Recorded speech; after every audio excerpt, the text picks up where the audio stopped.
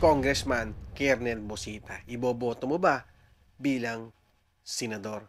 Mga kaibigan, alam natin at alam na ng marami, mga riders o kung sino man na nag-file na po ng candidacy si Kernel Bosita.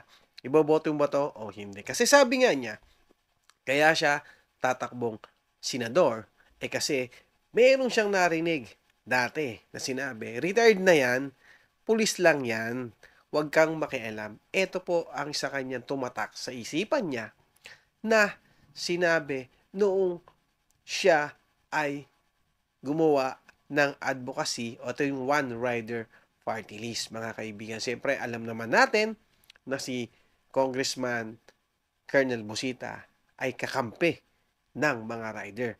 Maraming natulungan at mas marami pang matutulungan. So, sabi nga niya, kailangan maging tuloy-tuloy ang pagtulong at pagbibigay ng proteksyon sa mga motorista. Hindi lang po sa mga nakamotor, pati rin po sa mga four-wheels. Basta lahat po na gumagamit ng kalsada ay tutulungan niya dahil maraming tiwaling mga nagpapatupad ng batas. Ngayon, mga kaibigan, ano sa tingin ninyo?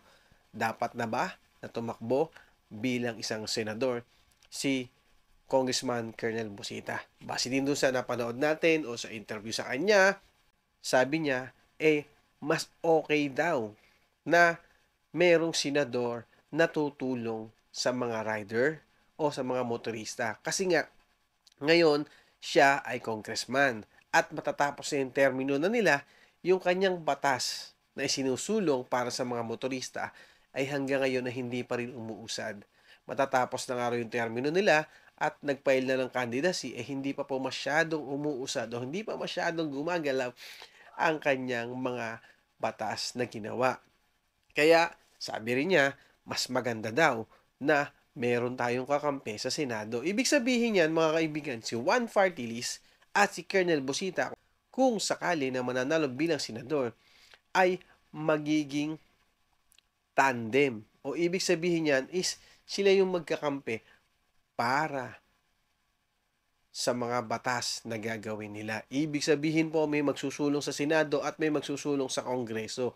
Magiging malakas po ang tsansa na mapatupad ang isinusulong nilang batas ng One Party List at syempre ni Colonel Busita. So alam naman natin at alam din ninyo na marami at totoong tumutulong si Colonel Busita. Kahit anong oras, sabi nga niya sa kanyang mga interview, kahit madaling araw pumupunta siya doon, basta matulungan lang yung motorista.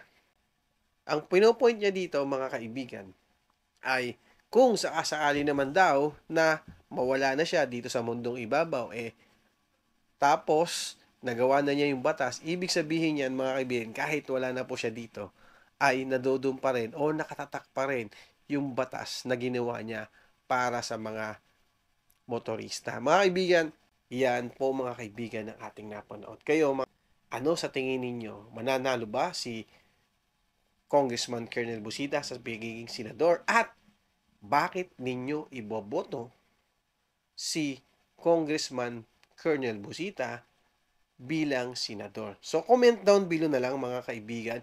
Pag-usapan natin kung sa tingin nyo ba ay mananalo or hindi mananalo si Colonel Busita. Basta sa kanya, ang gusto niya mangyari ay tuloy-tuloy yung kanyang advocacy at dapat matulungan at dapat magkaroon ng proteksyon or ng kakampi ang mga motorista sa mga tiwaling opisyal ng gobyerno.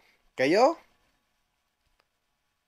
boboto nyo ba si Congressman Colonel Busita sa darating na halalan?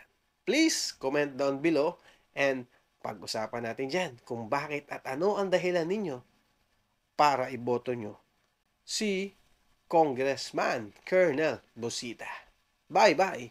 Thank you.